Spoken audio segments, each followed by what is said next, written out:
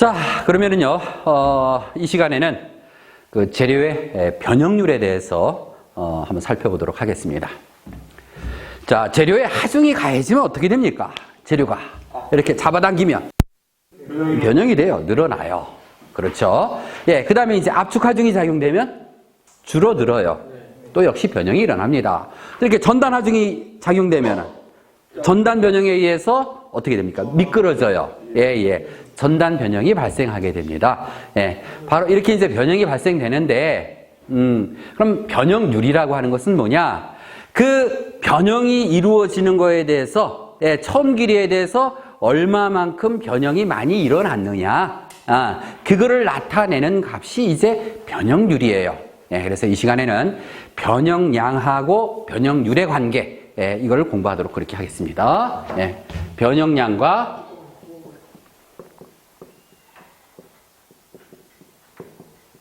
변형률입니다.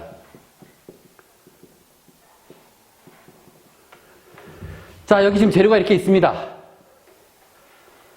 자, 이 재료의 길이 방향으로, 자, 이 재료의 길이 방향을 제가 이제 세로 방향이다 이렇게 얘기를 하겠습니다. 예, 이 방향을 제가 세로 방향. 그럼 이거와 직각인 방향 가로 방향이 되겠죠. 그렇습니다. 자, 이 세로 방향으로 지금 인장하중이 이렇게 작용됐습니다. 인장하중이 작용됐습니다. 인장하중이 이렇게 작용됐어요. 자, 그럼 인장하중, 예, PT, 예, PT 이렇게, 예, 기호를 쓰겠습니다. 그럼 어떻게 됩니까? 이 재료가 늘어나죠? 예, 어떻게 늘어났어요? 이렇게 늘어났어요. 이렇게 늘어났어요. 이렇게 늘어났습니다. 예. 이때에 이 재료의 나중 길이를 L 처음 길이를 L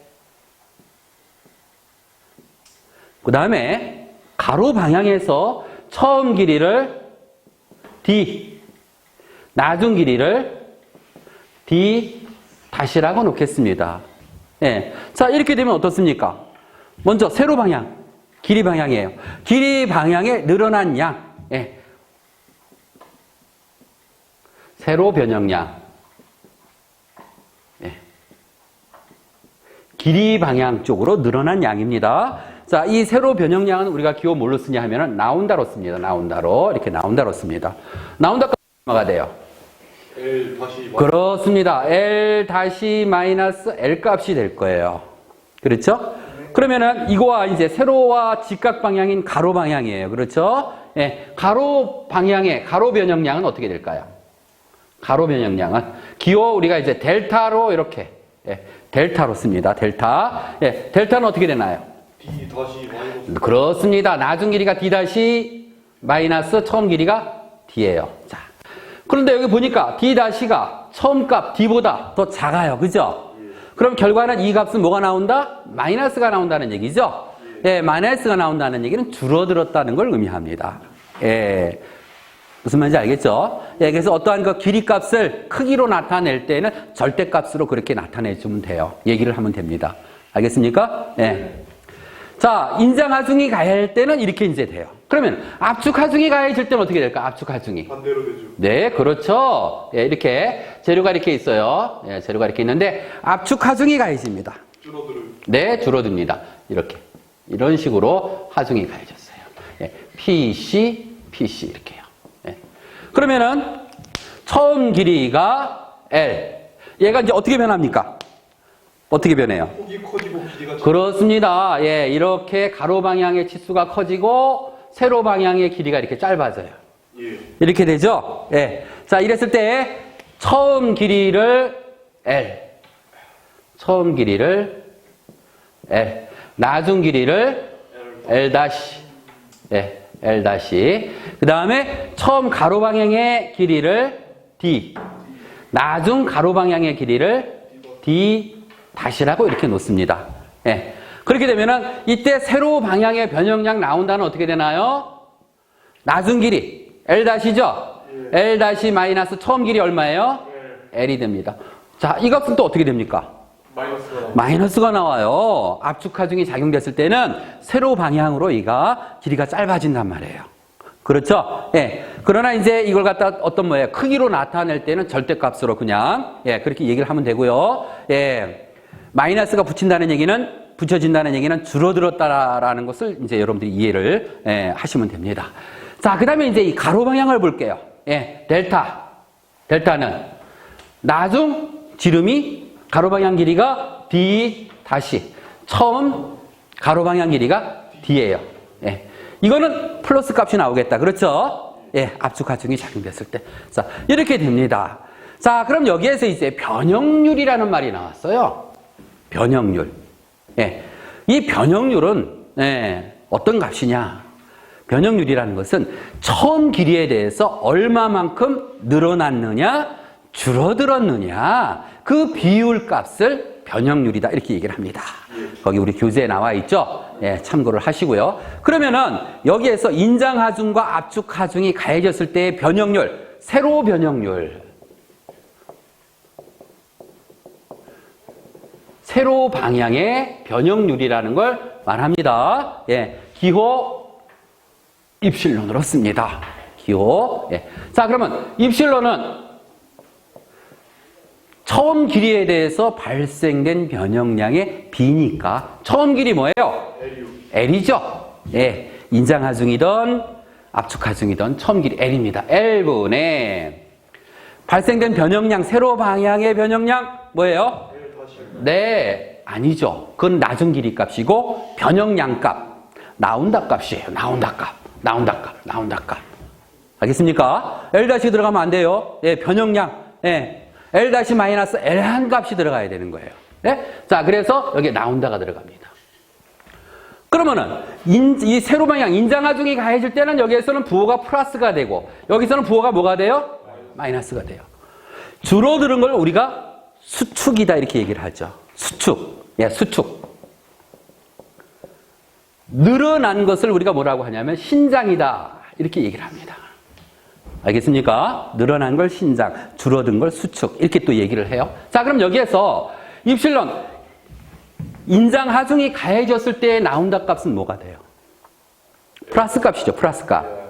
그렇죠? 그럼 여기에 나오는 값도 플러스 값이 되겠다. 그렇죠? 네. 그래서 얘를 갖다가 특히 우리가 뭐라고 하느냐 하면은 신장률이다 이렇게도 얘기를 합니다. 알겠습니까? 예. 신장률이다 이렇게도 얘기를 한다는 거죠. 예. 세로 변형률 또는 신장률 이렇게 얘기를 하는 거예요. 인장하중이 가해졌을 때. 예. 또는 요번에 압축하중이 가해졌어요. 그럼 이때 이 나온다 값은 뭐가 돼요? 마이너스가 되잖아요. 그래요, 안 그래요? 네, 그렇죠. 그럼 얘가 또 마이너스가 나와요. 예. 그럴 때 뭐라고 할까요? 수축률이다 이렇게 또 얘기를 합니다. 예. 수축률이다 또는 세로 변형률이다 이렇게 얘기를 한다는 거죠. 그 의미를 아셔야 됩니다. 알겠죠? 예, 똑같이 이제 이렇게 줄어드느냐, 늘어나느냐에 따라 가지고 그렇게 신장률 또는 수축률 이렇게 이름을 붙인다. 그러나 뭐예요? 변하지 않는 건 세로 변형률이다라는 거죠. 알겠죠? 자, 그러면 이 값은 말이에요. 고무줄 같은 경우에는 이 나온다 값이 잡아당겼을 때 아주 길게 늘어나요. 처음 길이 L 값보다 더 많이 늘어난다고. 그러니까 L-가 L보다 크니까 뭐야? 아니지. 어떻게 됩니까? L-가 L보다 크다? 그럼 뭐예요? L 값보다 분모 L 값보다도 더 많이 늘어나는 거죠. 고무줄 같은 경우에는. 예. 고무줄 같은 경우에는 처음 길이 그 고무줄의 길이보다 더 많이 늘어나요. 예. 그렇게 되다 보면은 이 나온다 값이 L 값보다 더 커질 수가 있어. 그럼 이게 1보다 커. 근데 그런 경우는 특별한 경우고 대부분의 금속 재료는 어떻습니까? 조금밖에 안 늘어나요. 잘 눈에 보이지도 않을 정도로. 그래서 이 값은 항상 뭐 0. 얼마, 뭐 0.0 얼마 이런 식으로 이 값이 나와요. 이런 식으로. 이렇게 소수점으로 표시를 하셔도 됩니다. 또는요, 이 값에다가 곱하기 100을 해서요, 나오는 단위가 얼마 퍼센트 이렇게 해서 100분율로 이렇게 표시를 해줘도 됩니다. 네, 그래서 이렇게 소수점으로 표시를 해도 되고 뭐예요? 네, 100분율로 표시를 해도 됩니다. 이게 이제 세로 변형률이에요. 자, 그러면 이제 인장이나 압축에서 가로 방향이 있어요. 그렇죠? 이 방향에 대한 변형률을 우리가 뭐라고 하느냐? 가로 변형률이다. 이렇게 얘기를 합니다. 예, 가로 변형률이다. 가로 변형률은 우리가 기호 뭘로 쓰느냐? 입실론 다시 이렇게 붙입니다. 자, 세로 변형률과 똑같아요. 예, 먼저 이 입실론 다시. 예. 자, 입실론 다시는 처음 길이분의 가로 방향의 변형량이에요. 예, 그러니까 처음 길이가 뭐예요? 인장 하중일 때나 압축 하중일 때나 D죠. 그렇죠? 예. D분의 가로 방향에 발생된 변형량은 얼마예요? 델타예요. 그죠? 델타잖아요. 예. 인장 하중이 가해졌을 때는 이 값이 뭐예요? D-가 D보다 작죠. 그래서 마이너스 값이 돼요. 압축 하중이 가해졌을 때 어떻습니까? 예, D-가 나중 가로 방향 길이가 처음 가로 방향 길이보다 더 커요. 플러스가 나와요. 그러니까 이 값도 마찬가지로 델타가 마이너스면 마이너스.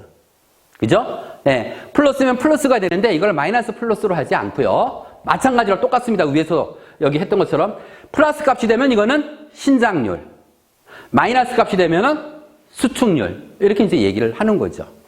무슨 말인지 알겠죠? 그래서 마이너스가 들어가는 거는 바로 신장이다, 수축이다 이렇게 이제 구분을 하는 거야. 그래서 그 값을 표시할 때는 마이너스를 붙이지 않습니다. 그냥 이건 신장률이다, 수축률이다, 신장됐다, 수축됐다 이렇게 이제 우리가 표시를 하고 또 알면 되는 거예요.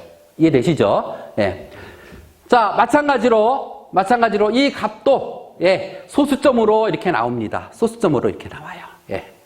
소수점으로 이렇게 나와요. 예.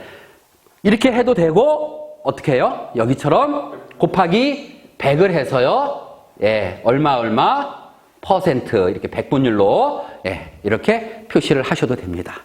이게 이제 인장 하중과 압축 하중이 가해졌을 때에 그때 발생되는 변형률이 되겠습니다.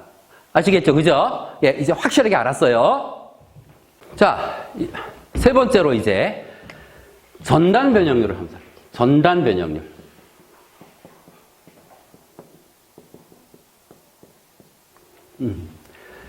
전단 하중 아시죠? 네. 재료의 길이 방향에 대해서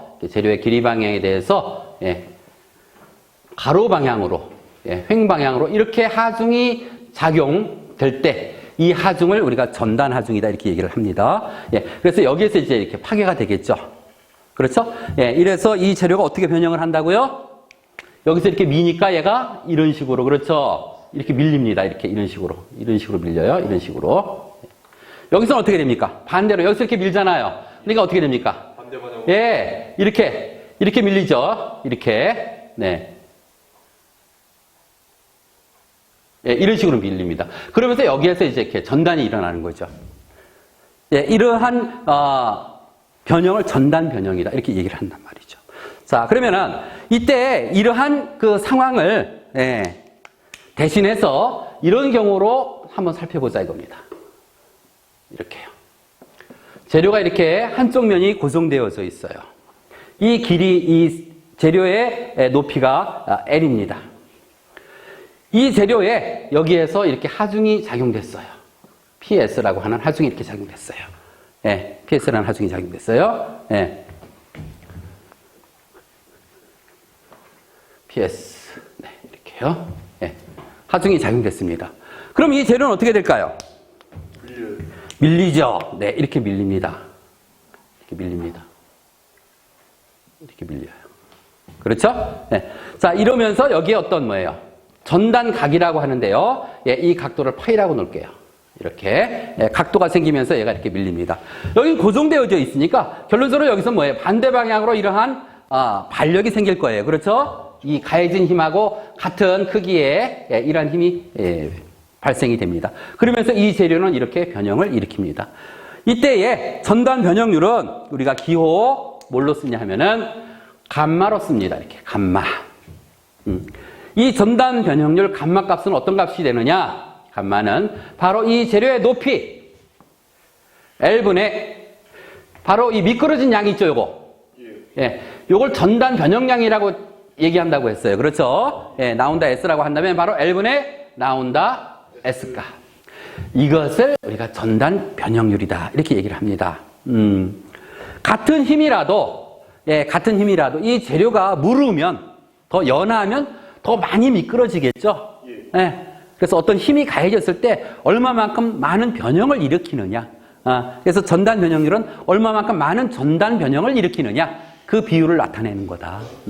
해서 얘도 마찬가지로 0. 얼마 뭐 또는 뭐 0.0 얼마 이렇게 나오겠죠. 그러니까 소수점으로 나타내셔도 되고 이 값에다 곱하기 100을 해서 어떻게 해요? 얼마 퍼센트 이렇게 백분율로 표시를 하셔도 된다라는 거죠. 자, 그런데 여기에서 L분에 나온다 S라는 건 어떤 값이냐 볼게요. 이 재료의 바로 이 높이 값이에요. 이게 L이에요.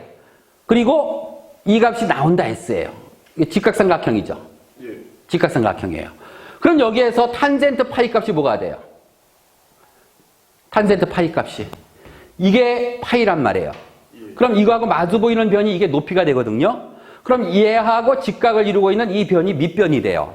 그럼 탄젠트 값은 밑변분의 높이잖아요. 그러니까 어떻게 됩니까? L분의 나온다 S가 돼요. 이게 바로 뭐예요? 얘네요. 전단 변형률이네요. 그렇죠? 예, 바로 이랬을 때 탄젠트 파이 값이 전단 변형률이 된다라는 거고요. 이때 이 파이 값을 뭐라고 한다? 전단각이다 이렇게 얘기를 합니다. 전단각이다. 각도. 예, 알겠어요? 예, 미끄러지는 각도. 그거를 전단각이다 이렇게 얘기를 합니다. 그럼 여기서 전단각도 파이는 어떻게 될까요? 탄젠트 열리 나눠주면 되죠? 그죠? 그래서 아크 탄젠트. 예, 아크 탄젠트 L분의 나온다 S. 예, 이렇게 해서 전단각을 또 우리가 구할 수가 있습니다. 자, 그래서 오늘은 이렇게 인장하중 또는 압축하중 그리고 전단하중이 작용될 때 그 재료의 변형률에 대해서 공부를 했습니다. 다 이해하셨죠?